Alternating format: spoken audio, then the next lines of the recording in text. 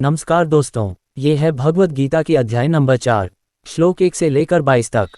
श्री भगवान बोले, मैंने इस अविनाशी योग को सूर्य से कहा था। सूर्य ने अपने पुत्र वैवस्वत मनु से कहा और मनु ने अपने पुत्र राजा इक्ष्वाकु से कहा। हे परंतप अर्जुन, इस प्रकार परंपरा से प्राप्त इस योग को राजर्षियों ने जाना, किंतु उसके बाद वह योग बहुत काल से इस पृथ्वी लोक में लुप्तप्राय हो गया। तू मेरा भक्त और प्रिय सखा है, इसलिए वही यह पुरातन योग आज मैंने तुझको कहा है, क्योंकि यह बड़ा ही उत्तम रहस्य है, अर्थात गुप्त रखने योग्य विषय है। अर्जुन बोले, आपका जन्म तो अर्वाचीन अभी हाल का है और सूर्य का जन्म बहुत पुराना है, अर्थात कल्प के आदि में हो चुका था। तब मैं इस बात को कैसे समझूं कि आप ही ने कल्प के आदि में सूर्य से यह योग कहा था।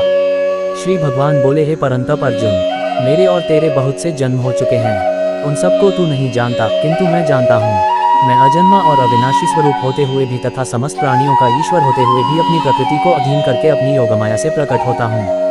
हे भारत, जब जब धर्म की हानि और अधर्म की वृद्धि होती है, तब तब ही मैं अपने रूप को रचता हूँ, अर्थात साकार रूप से लोगों के सम्मुख प्रकट होता हूँ। साधु पुरुषों का उद्धार करने के लिए, पाप कर्म करने वालों का विनाश करने के लिए और धर्म की अच्छी तरह से स्थापना करने के लिए मैं योग योग में प्रकट हुआ करता हूँ।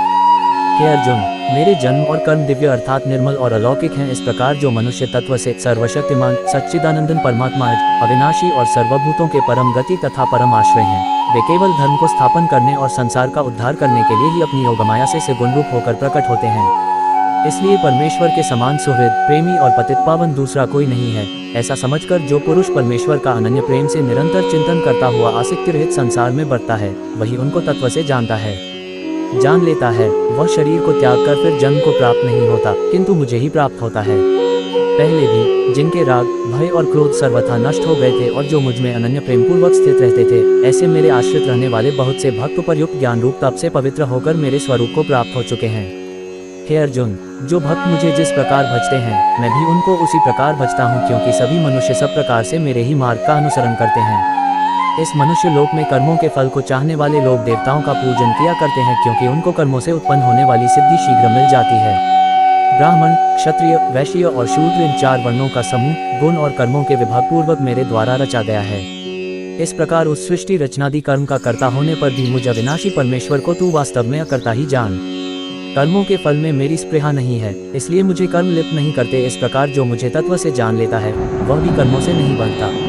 पूर्व काल में मुमुक्षुओं ने भी इस प्रकार जानकर ही कर्म किए हैं, इसलिए तू भी पूर्वजों द्वारा सदा से किए जाने वाले कर्मों को ही कर। कर्म क्या है और अकर्म क्या है, इस प्रकार इसका निर्णय करने में बुद्धिमान पुरुष भी मोहित हो जाते हैं। इसलिए वह कर्म तत्व मैं तुझे भली भांति समझा कर कहूँगा, जिसे जानकर तू अशुभ से अर्थात कर्म बंधन से मुक्त हो जाएगा। कर्म का स्वरूप भी जानना चाहिए और अकर्मण का स्वरूप भी जानना चाहिए तथा विकर्म का स्वरूप भी जानना चाहिए, क्योंकि कर्म की गति गहन है। जो मनुष्य कर्म में अकर्म देखता है और जो अकर्म में कर्म देखता है, वह मनुष्यों में बुद्धिमान है और वह योगी समस्त कर्मों को करने वाला है।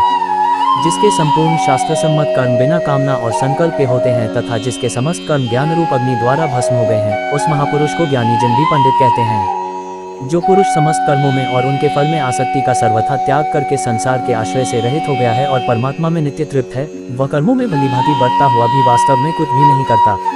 जिसका अंतःकरण और इंद्रियों सहित शरीर जीता हुआ है और जिसने समस्त भोगों की सामग्री का परित्याग कर दिया है, ऐसा आशा रहित पुरुष केवल शरीर संबंधी कर्म करता हुआ भी पापों को नहीं प्राप्त होता। जो बिना इच्छा के अपने आप प्राप्त हुए पदार्थ में सदा संतुष्ट रहता है, जिसमें ईर्ष्या का सर्वथा अभाव हो गया हो, जो हर्ष शोक आदि द्वंद्वों से सर्वथा अतीत हो गया है, ऐसा सिद्धि और असिद्धि में सम रहने वाला कर्मयोगी कर्म करता हुआ भी उनसे नहीं बनता। भारतीय पौराणिक इतिहास के कुछ अनसुने तथ्य एवं रोचक जानकारी जानने के लिए अंत तक बने रहें और सब्सक्राइब करें हमारे चैनल को। धन्यवाद।